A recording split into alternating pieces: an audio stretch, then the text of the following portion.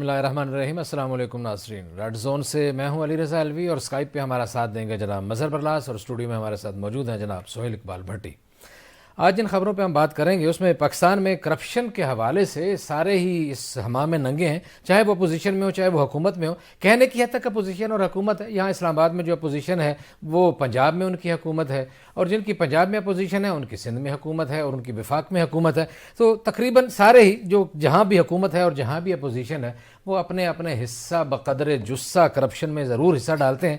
لیکن نیب کے لیے جو قوانین بنائے گئے اور جس کے اوپر بہت زیادہ شور شرابہ ہوئے، اور آج بھی عمران خان صاحب نے اس حوالے سے گفتگو کی، کل بھی گفتگو کی کہ نیب کے قوانین سے بہت زیادہ فائدہ اٹھا لیا ہے ان لوگوں نے، تو جناب نیب کے قانون کا ایک بہت بڑا فائدہ پہنچ گیا ہے سابق وزیر اعلیٰ عثمان بزدار کو کہ ان کی کرپشن 50 کروڑ سے نیچے تھی تو ان کا کیس بند کرنے کا حکم دے دیا گیا ہے، اور وہ مملکت اسلامی میں شراب کے پرمٹ دے رہے تھے۔ اس حوالے سے ہم نے آپ سے گفتگو بھی کی تھی، آپ کو بتایا بھی تھا اپنے پروگرام میں، تو اس کیس سے وہ بری و ذمہ ہو گئے ہیں، بالکل پاک صاف ہو گئے ہیں۔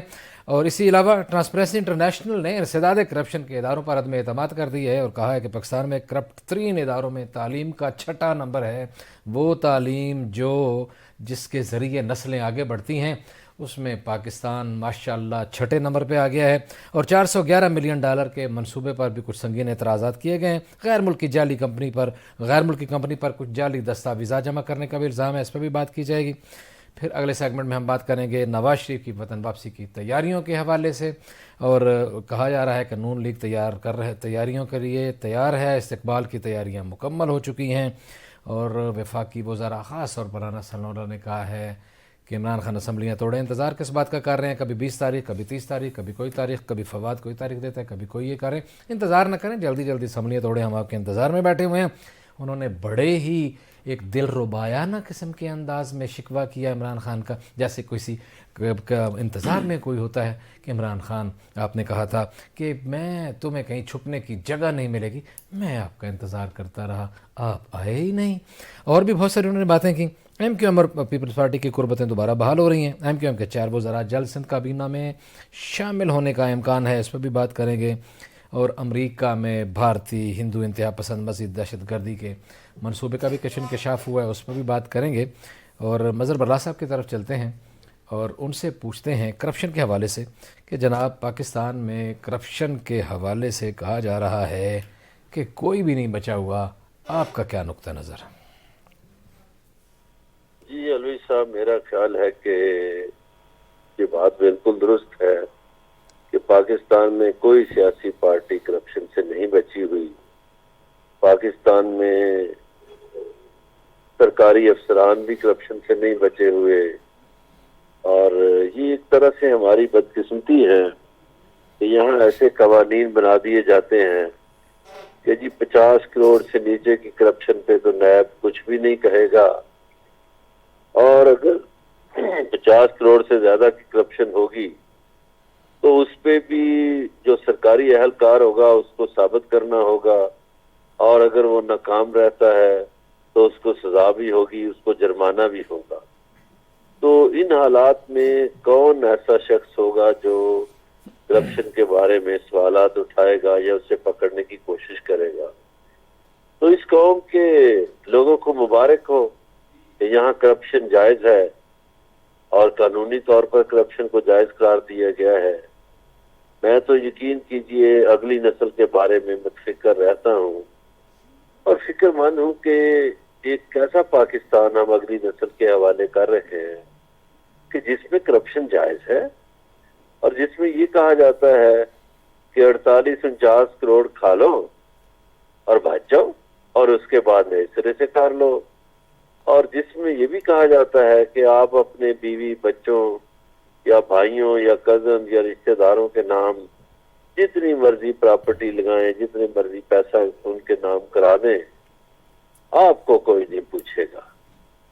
یہ بڑی عجیب منطق ہے، مجھے تو حیرت بھی ہوئی اس پہ، اور جن لوگوں کو معافیاں مل رہی ہیں اس میں سب پارٹیاں شامل ہیں۔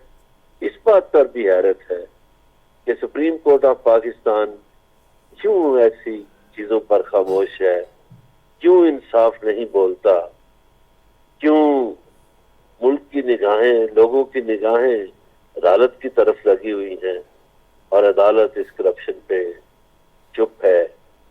اور ان کا یہ بھی کہنا ہے بہت سے لوگوں کا کہ یہ تو قانون سازی ہو گئی. بھئی اگر قانون سازی غلط ہو گئی تو یہ قانون سازی کوئی آسمانی صحیفہ ہے کیا ہے؟ صحیح ہے. ایک قانون بنا دیں, کرپٹ لوگ بنا دیں, یہ سارے قانون سازی کرنے میں ایک ہیں. بالکل صحیح. اگر کرپٹ لوگ قانون سازی کر دیں کہ کرپشن جائز ہے تو کیا وہ جائز ہو جائے گی؟ تو بالکل یہ اخلاقیات بھی کا تقاضا ہوتا ہے. تو میں تو سخت پاکستان کی سیاسی پارٹیوں سے مایوس ہوں. بالکل ٹھیک ہے. جی سہیل اقبال بھٹی صاحب, سارے ہی برابر ہیں, اور مزے کی بات یہ ہے کہ جو بہت زیادہ شور مچا رہے ہیں ان کو یہ کہنا چاہیے تھا بھئی یہ قانون بہت غلط ہو گیا ہے, یہ آپ نے بڑا ظلم کر دیا ہے, ایمانداری کے اوپر شب خون مار دیا ہے. تو جو ہمارے لوگ اس میں پھنس رہے ہیں نا, وہ اس سے بالکل فائدہ نہیں اٹھائیں گے, یہ فیس کریں گے صورتحال کو, عدالتوں کو. کل عدالتیں ان کے حق میں فیصلہ دیں یا خلاف دیں, دیکھیں گے. عثمان بزدار صاحب بھی اس حمام سے صاف ستھرے پاک و پاکیزہ ہو کے نہا کے نکل گئے ہیں. الوی صاحب بالکل آپ نے درست کہا.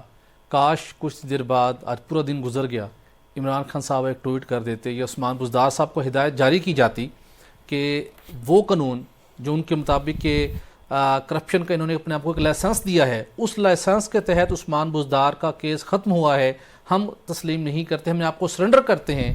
پنجاب کے اندر اینٹی کرپشن اسٹیبلشمنٹ موجود ہے, اس کے ڈومین کے اندر آتا ہے یہ کیس. ایف آئی اے موجود ہے, اس کے ڈومین کے اندر آتا ہے. تو بزدار صاحب ویلکم کرتے کہ آئیں آپ تحقیقات کریں, اور کورٹ آف لاء میں جا کے اس معاملے کو ڈیسائیڈ ہونا چاہیے. لیکن کوئی اس کے اوپر بات نہیں کرے گا.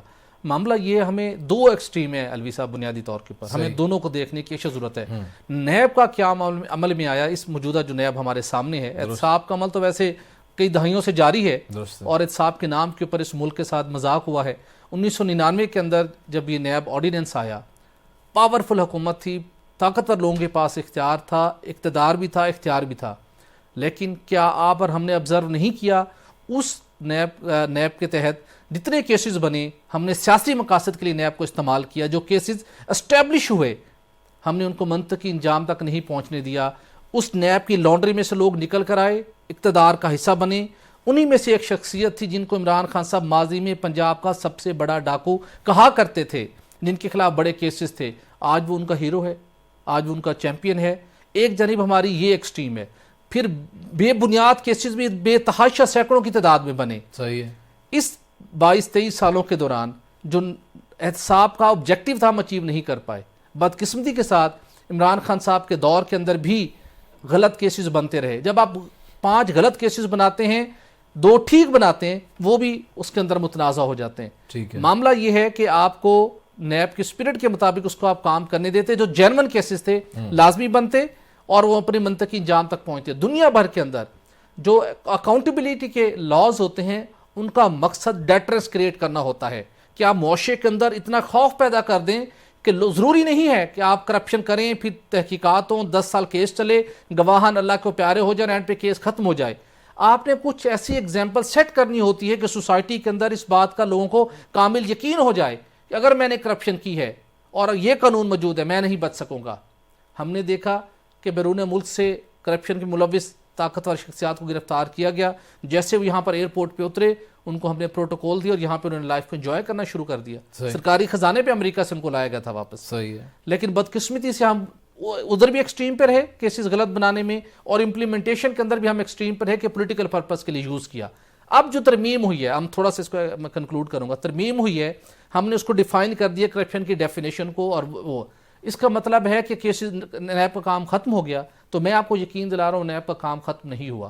ہم شاید آنے والے دنوں میں پورے فیکٹس اینڈ فگر کے ساتھ بات کریں گے کہ کتنے بڑے بڑے کیسز جو کہ سالڈ گراؤنڈ کے اوپر بنتے ہیں ان کی تحقیقات جاری ہیں. اب بات ہے 50 کروڑ والی.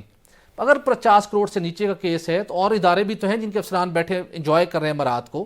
ایف آئی اے موجود ہے, اینٹی کرپشن اسٹیبلشمنٹ موجود ہے پروونشن سطح کے اوپر. شیریں مزاری صاحبہ کا کیس میں اس کے ایگزامپل دے دیتا ہوں. نیب میں پہنچا, 14,000 کنال اراضی سے زیادہ اراضی تھی, اس سے متعلق نیب نے کہا کہ اب قانون تبدیل ہو گیا ہے, اس کو بند نہیں کیا. اس کی ریلیونٹ جو اتھارٹی ہے اینٹی کرپشن اسٹیبلشمنٹ یا پنجاب ریونیو اتھارٹی, وہ اس معاملے کو دیکھ لے. چونکہ اب اس کے اندر شیریں مزاری صاحبہ کا جو لینڈ کا متنازع کیس ہے اس کے اندر کرپشن کا ایلیمنٹ نہیں ہے. اختیارات کا غلط استعمال ثابت ہو سکتا ہے، ادارہ موجود ہے وہاں پہ، تو یہ چیزیں ڈیسائیڈ ہونی ہیں۔ تو ایک سب جماعتیں بیٹھ کے، عثمان بزدار صاحب بھی سرنڈر کریں، اور حکمران جماعت میں شریک لوگ بھی، کوئی بھی ریلیف لیتا ہے اس نئے قانون کے تحت، اپنے آپ کو سرنڈر کریں، کورٹ آف لا میں جا کے کیسز ڈیسائیڈ ہونے چاہیے، نیب کے ذریعے، ایف آئی اے یا اینٹی کرپشن کے ذریعے سے معاملات منطقی جانتے وہاں تک جا کے پہنچنے چاہیے۔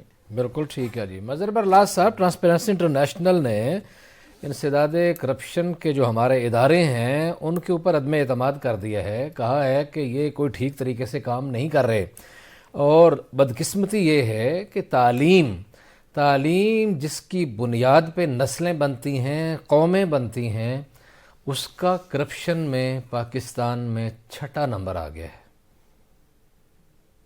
علی صاحب، گزارش یہ ہے کہ یہ بھٹی صاحب نے بہت ارشاد فرمایا کہ 50 کروڑ سے نیچے جو کرپشن ہے اس کے لیے اینٹی کرپشن ہے اور ایف آئی اے ہے۔ وہ بھائی صاحب مسٹر سہیل اقبال بھٹی صاحب، اینٹی کرپشن کا جو محکمہ ہے صوبائی، وہ صوبائی حکومت کے زیر انتظام ہے۔ تو جو محکمہ کسی حکومت کے زیر انتظام ہوگا اس پہ کتنے سیاسی اثرات پڑیں گے، وہ تو شاید سیاسی مخالفین کے لیے بن جائے گا۔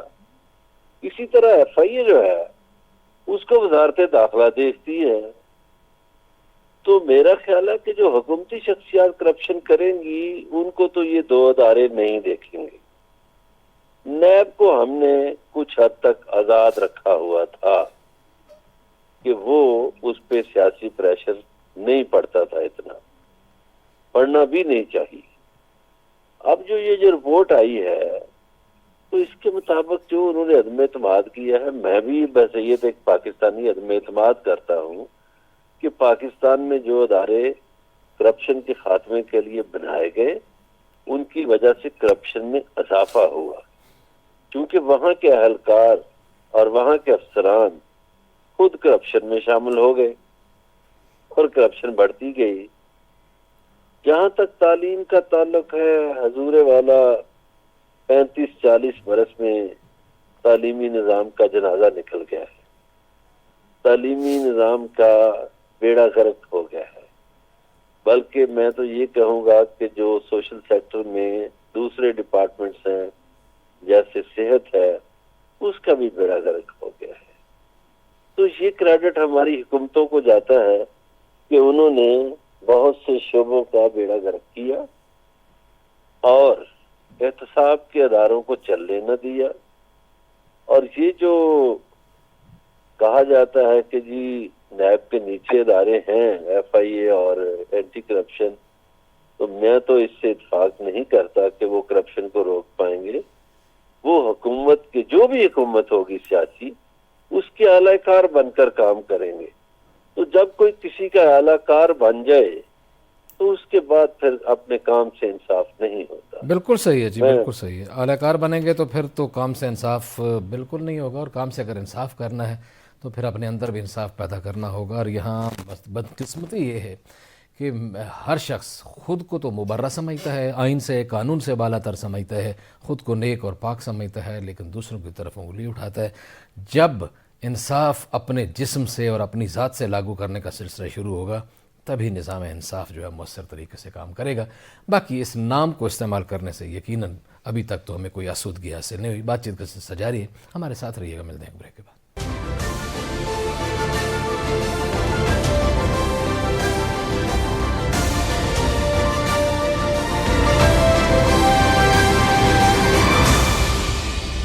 ویلکم بیک ناظرین۔ بریک پہ جانے سے پہلے کرپشن کی بات ہو رہی تھی، اور سب سے تکلیف دہ بات یہ ہے کرپشن سیاسی جماعتوں میں، سیاسی لوگوں میں، بیوروکریٹس میں، ان میں تو ہے ہی صحیح۔ محکمہ تعلیم میں کرپشن کی بات ہے، سچی بات ہے، مجھے تو دلی طور پر بہت دکھی اور غمگین کر دیا ہے، اور 6واں نمبر ہے۔ اور صرف یہی نہیں، ٹرانسپیرنسی انٹرنیشنل نے اور بھی بہت ساری کچھ باتیں کی ہیں اپنی رپورٹ میں۔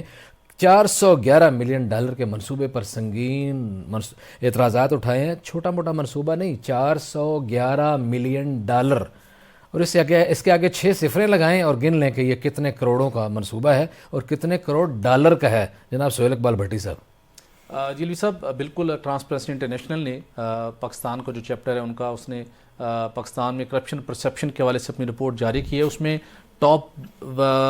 ٹاپ پہ اوپر نمبر 1 پہ تو پولیس کے محکمے کو رکھا، لیکن جو ٹاپ 5-6 محکمے جس میں تعلیم کا شعبہ بھی شامل ہے، بہت تکلیف دہ صورتحال ہے کہ وہ ادارے جو کسی بھی معاشرے کی اندر قانون کی نفاذ کے حوالے سے، قوم کی تشکیل کے حوالے سے، اس کے ساتھ شفافیت کے حوالے سے کلیدی کردار ادا کرتے ہیں، وہاں پر کرپشن کا ایلیمنٹ موجود ہے۔ لیکن یہ آپ سن کر حیران ہوں گے کہ اس پوری رپورٹ کو اگر پڑھیں تو اس کے اندر جو کرپشن کے حوالے سے بتایا گیا ہے کہ ٹینڈرنگ اور کانٹریکٹ کے شعبے کے اندر میسیو لیول پر کرپشن ہو رہی ہے، یہ انہوں نے اس کو پوائنٹ آؤٹ کیا ہے۔ اور اسی ٹینڈرنگ اینڈ کانٹریکٹ اور اسی کانٹیکسٹ کے اندر ہم معاملات مسلسل اٹھا رہے ہیں سرکاری دستاویز کی روشنی میں۔ اب بدقسمتی سے معاملہ یہ ہے کہ ٹھیک ہے ہمارے ادارے موجود ہیں، ان کے پاس کیس پہنچتے ہیں، نیب ہے، FIA ہے، دیگر ادارے ہیں، لیکن ہر سرکاری ادارے کے اندر بھی خود احتسابی کا ایک نظام موجود ہے جو کہ آڈیٹر جنرل آف پاکستان کی ٹیم کرتی ہے، یہ انٹرنل آڈٹ ہوتا ہے، وہاں پہ پہلا ایک چیک آپ کا ہوتا ہے۔ لیکن بدقسمتی کے ساتھ کمپنیوں کے تگڑے سربراہان اور قانون کو خاطر میں نہ لانے والے بڑے افسران، وہ اس کو جب اپنے خاطر میں نہیں لاتے، پھر وہ معاملہ آگے پہنچتا ہے، پھر انکوائری ہوتی ہے، اس وقت تک جو مخصوص لوگ ہوتے ہیں جنہوں نے اپنی کوئی واردات ڈالنی ہوتی ہے وہ ڈال چکے ہوتے ہیں۔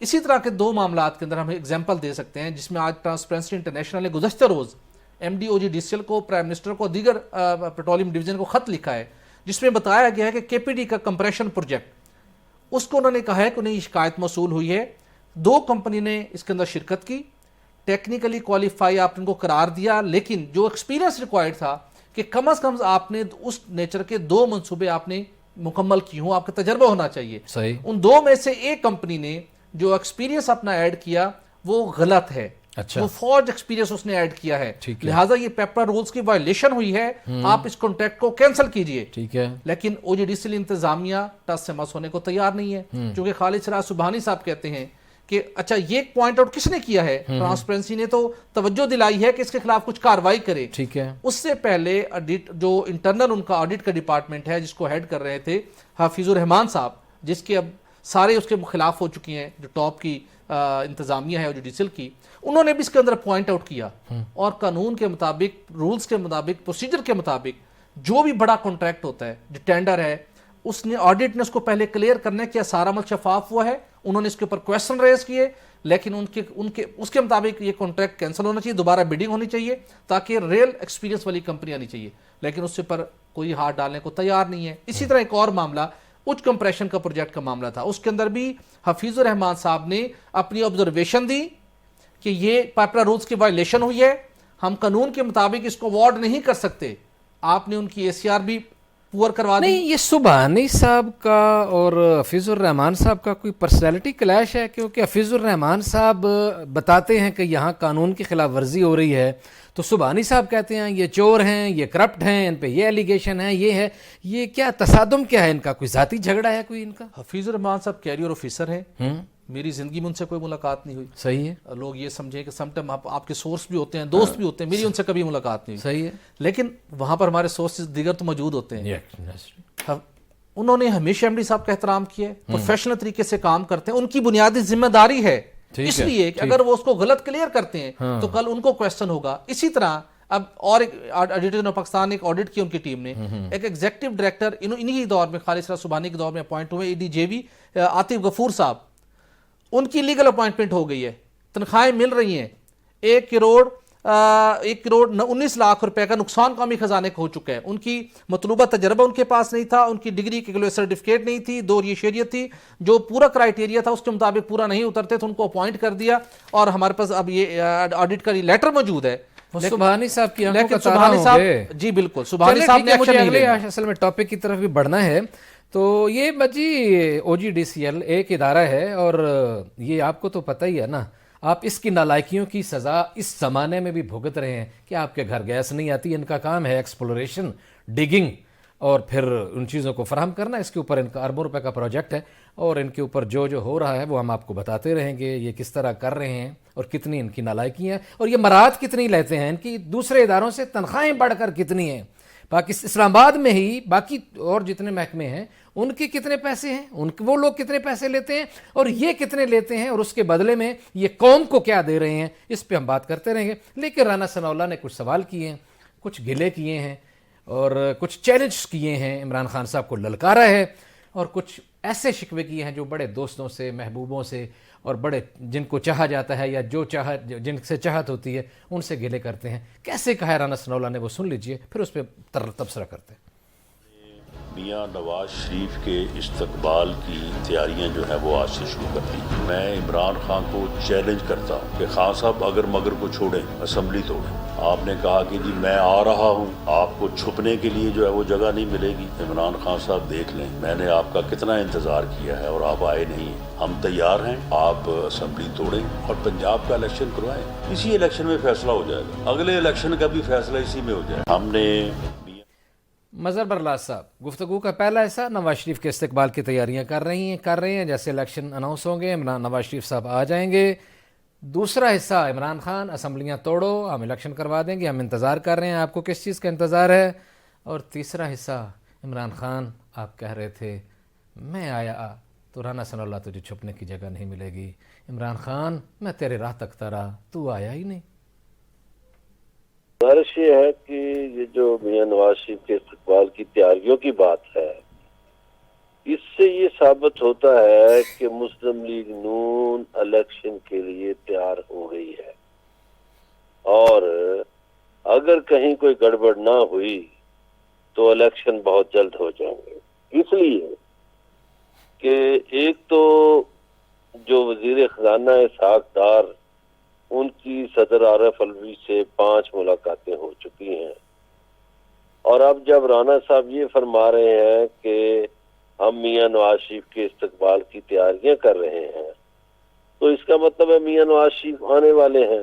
صحیح. اور مسلم لیگ نون جو ہے، ان کی مجلس عاملہ نے، مرکزی قیادت نے یہ شرط عائد کر رکھی تھی پارٹی کے اندر کہ میاں صاحب الیکشن سے پہلے آپ کو آنا ہوگا، چونکہ آپ کے بغیر ہم الیکشن نہیں لڑ سکتے، نہیں جیت سکتے. صحیح ہے. تو الیکشن کے لیے آپ کی ضرورت ہے. درست ہے. تو آج کی ان کی گفتگو سے پھر یہ بات ثابت ہو گئی کہ مسلم لیگ نون الیکشن کے لیے تیار ہے اور نیا الیکشن ہونے جا رہا ہے. برلاس صاحب قطع کلامی معاف، اسی گفتگو کہا ہے کہ الیکشن ہر صورت میں اکتوبر نومبر میں ہی ہوں گے، ابھی الیکشن کا کوئی امکان نہیں ہے. عمران خان اگر اسمبلیاں توڑواتے ہیں، ہم نہیں چاہتے وہ توڑے، اگر توڑواتے ہیں، استعفے دیتے ہیں تو ہم فوراً 90 دن کے اندر الیکشن کروا دیں گے. یہ میں ان کی پوری گفتگو آپ کو میں نے کہا وہ بالکل صحیح ہے. وہ کہنے کی حد تک ہے جی، جب آپ اسمبلی ٹوٹ جائے گی نا پنجاب کی، اگر ٹوٹتی ہے تو گزارش یہ ہے کہ پھر ملک کا جو بڑا صوبہ ہے وہ الیکشن میں چلا جائے گا. تو یہ ممکن ہی نہیں کہ یہ قومی اسمبلی پھر بچی رہے. صحیح. چونکہ جب کے پی اور پنجاب کی اسمبلیاں ٹوٹ جائیں گی تو پھر 70% ملک الیکشن میں چلا جائے گا. درست ہے. تو ان کی مجبوری بن جائے گی قومی اسمبلی کو توڑنا. وہ مجبوری اس لیے بنے گی کہ اگر 2 صوبوں سے پی ٹی آئی جیت کر سامنے آ گئی تو نیشنل اسمبلی کا الیکشن وہ پھر ان کو کیسے جیتنے دیں گے. ٹھیک ہے. تو ان کی ایک مجبوری بن جائے گی. تو یہ میرا خیال ہے اپنی اپنی چالیں چل رہے ہیں، نون لیگ والے بھی، پی ٹی آئی والے بھی، اور بیچ میں اب چودھری پرویز الہی صاحب بھی اپنی چال چل رہے ہیں. درست ہو گیا. تو یہ چالیں مختلف چلی جا رہی ہیں. ٹھیک ہے. یہ نہیں ہو سکتا کہ اب ایک بڑے صوبے میں اس کی اسمبلی کا جو الیکشن ہے وہ اکیلے میں ہو جائے. درست ہو گیا. پھر سب الیکشن ہوگا. بالکل ٹھیک ہے جی. مظہر برلاس صاحب کا کہنا ہے کہ یہ نہیں ہو سکتا. بے شک رانا ثناءاللہ جو مرضی کہتے رہیں، انہوں نے حوالہ دیا کہ پس منظر میں بہت ساری ملاقاتیں ہو رہی ہیں اسحاق ڈار صاحب اور جناب ڈاکٹر عارف علوی صاحب کے درمیان. قربتیں بڑھ چکی ہیں، متعدد ملاقاتیں ہو چکی ہیں اور معاملہ کسی نہ کسی طرف بڑھتا چلا جا رہا ہے. تصادم کی بجائے مذاکرات کا سلسلہ ہے. بہرحال مذاکرات کا سلسلہ تو قابل تعریف ہوتا ہے، جو بھی نتیجہ نکلے اس کو اس قوم کے لیے بہتر ہونا چاہیے. بات چیت کا سلسلہ جاری ہے، ہمارے ساتھ رہیے گا. ملتے ہیں بریک.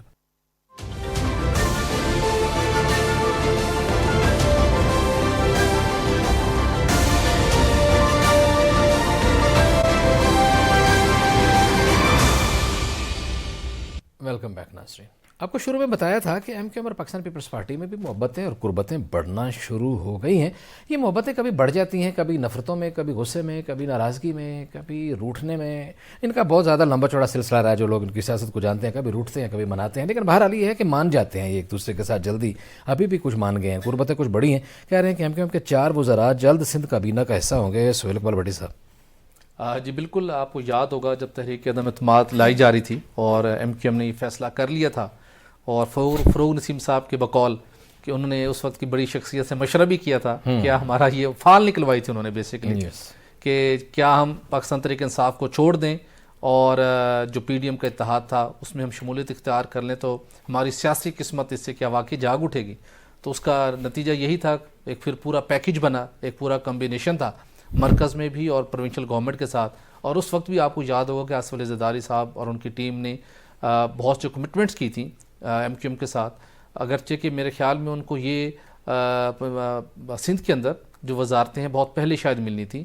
اس کے علاوہ اور بہت سی ان کی مطالبات تھے، ان کے مطالبات پورے نہیں ہوئے، بلکہ ہمیں ایک ڈیڑھ ماہ قبل تک تو ایم کیو ایم کچھ ناراض بھی دکھائی دے رہی تھی. ان کے وسیم اختر صاحب کے کچھ ایسے بیانات آئے تھے کہ ہم اپنی فیصلوں پر شریک اقتدار بھی تو رہے ہیں، اقتدار بھی، اور آئی ٹی کی ایم منسٹری کیو ایم ہر دور کے اندر کچھ ہے، ایم کیو ایم ہر دور کے ادھر بھی تھے، پھر ادھر بھی تھے، دور اقتدار سے دور تو رہ نہیں سکتے. اور اب آگے الیکشن ایئر ہے، اس الیکشن ایئر سے پہلے اقتدار بھی ہونا ویسے بہت لازم ہے، وہ آپ سمجھدار ہیں. اب کیونکہ سندھ کابینہ کا یہ معاملہ ہے، اس حوالے سے برلا صاحب آپ کوئی بات کرنا چاہیں، کیونکہ آگے میں نے پھر ذرا آپ کو بھارت کا کے حوالے سے بات کرنی ہے.